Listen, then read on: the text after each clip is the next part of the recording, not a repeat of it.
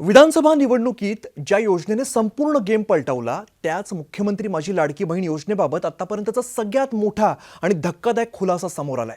तुम्ही अगदी बरोबर ऐकताय। तब्बल 92 लाखांपेक्षा जास्त महिलांना या योजनेतून थेट बाहेरचा रस्ता दाखवण्यात आलेला आहे। महाराष्ट्र सरकारच्या सगळ्यात महत्त्वाकांक्षी आणि चर्चेत राहिलेल्या मुख्यमंत्री माझी लाडकी बहीण योजनेबाबत एक आता अशी बातमी समोर येते ज्याने संपूर्ण राजकीय आणि सामाजिक वर्तुळात खळबळ माजते। स्क्रुटिनी आणि ई-केवायसीच्या पडताळणीनंतर राज्याची अर्थव्यवस्था हलवून सोडणारा एक मोठा आकडा आता समोर येतोय। सुरुवातीला सरकारचा अंदाज होता की साधारण 80 लाख महिला या अपात्र ठरतील, पण प्रत्यक्षात हा आकडा तब्बल 92 लाखांच्या पार गेलेला आहे। याचा अर्थ काय तर मूळ 2.4 कोटी लाभार्थ्यांच्या तुलनेत ही घट जी तब्बल 38% पार गेलेली आहे। म्हणजे जवळपास 1/3 पेक्षा जास्त महिलांची नावं या लाभार्थी यादीतून थेट कट करण्यात आलेली आहेत। पण ही नावं का वगळली आहेत यामागे काही तांत्रिक घोळ आहे का की तुमची एखादी चूक आहे? आणि या सगळ्यात सर्वात मोठा ट्विस्ट म्हणजे देशाच्या सर्वोच्च संस्थेने कॅगने सरकारला मोठा इशारा दिलेला आहे। हे सगळं आपण आजच्या व्हिडिओमध्ये सविस्तर पाहणार आहोत। हा व्हिडिओ शेवटपर्यंत नक्की बघा, कारण तुम्ही किंवा तुमच्या कुटुंबातील कोणी या योजनेचे लाभार्थी असाल तर हा डेटा तुमच्यासाठी अत्यंत महत्त्वाचा आहे।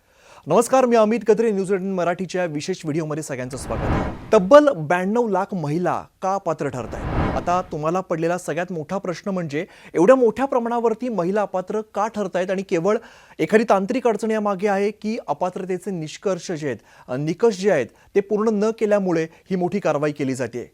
बघूया आपण। पहिलं आणि मुख्य कारण असं ठरतंय की ई-केवायसी न होणं। जवळपास 50 ते 55 लाख महिला या मुदतीमध्ये आपली ई-केवायसी पूर्ण करू शकलेल्या नाहीयेत। सरकारने यासाठी तब्बल 8 महिन्यांची वेळ दिलेली होती, प्रदीर्घ असा कालावधी दिलेला होता, पण तरी सुद्धा प्रक्रिया पूर्ण न झाल्यामुळे या कोट्यावधी महिलांना योजनेच्या लाभापासून मुकावं लागलेलं आहे। दुसरं कारण आपण बघूया, ते आहे उत्पन्नाची मर्यादा। लाडकी बहीण योजनेसाठी वार्षिक कौटुंबिक उत्पन्न हे 2.5 लाख रुपयांच्या आत असणं बंधनकारक होतं। मात्र छाननीमध्ये तब्बल 12 लाख महिलांचं कौटुंबिक उत्पन्न या मर्यादेपेक्षा जास्त आढळलंय, म्हणजेच त्या आयकर भरणाऱ्या कुटुंबामध्ये राहत आहेत। तिसरं कारण असं आहे वयोमर्यादा ओलांडणं। म्हणजे या योजनेच्या नियमाबाहेर जाऊन अर्ज करणाऱ्या सुमारे 4.5 लाखांपेक्षा अधिक महिला अशा होत्या ज्यांचं वय हे 65 वर्षांपेक्षा जास्त होतं। चौथं कारण सुद्धा महत्त्वाचं आहे बघा, नमो शेतकरी योजनेचा दुहेरी लाभ। जवळपास 5 लाख महिला या आधीपासूनच नमो शेतकरी सन्मान निधी योजनेचा लाभ घेत होत्या। या नियमानुसार एकाच प्रकारचा दुहेरी सरकारी लाभ घेता येत नसल्यामुळे त्यांचे अर्ज बाद ठरवण्यात आलेत।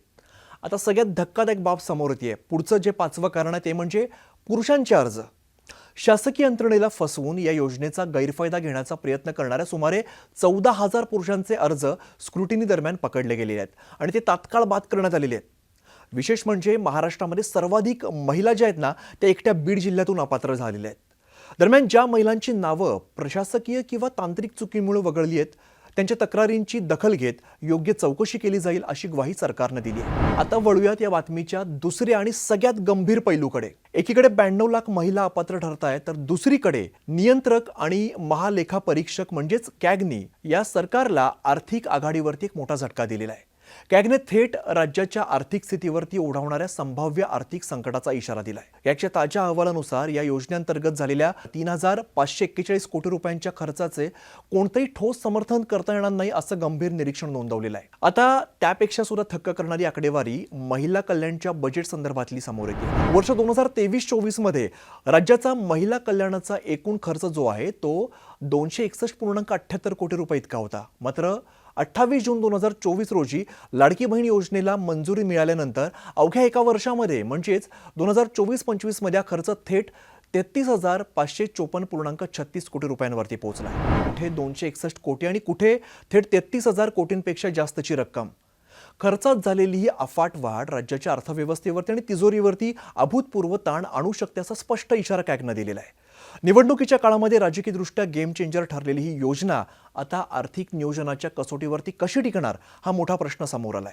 मित्रांनो, 92 लाख महिलांचं नाव वगळलं जाणं हे केवळ प्रशासकीय आकडेवारी नाहीये, तर तो एक मोठ्या धोरणात्मक बदलाचा भाग आहे। आणि या बदलामुळे खऱ्या गरजू महिलांपर्यंत लाभ पोहोचेल का की केवळ बजेटचा ताण कमी करण्यासाठी ही कपात करण्यात आलेली आहे? तुम्हाला नेमकं काय वाटतं? ई-केवायसी न झाल्यामुळे एवढ्या मोठ्या संख्येने महिला बाहेर पडणं योग्य आहे का? तुमच्या परिसरात किंवा तुमच्या कुटुंबात कोणाचा फॉर्म बाद झालाय का? कमेंट बॉक्समध्ये नक्की सांगा आणि पाहत रहा न्यूज 18 मराठी।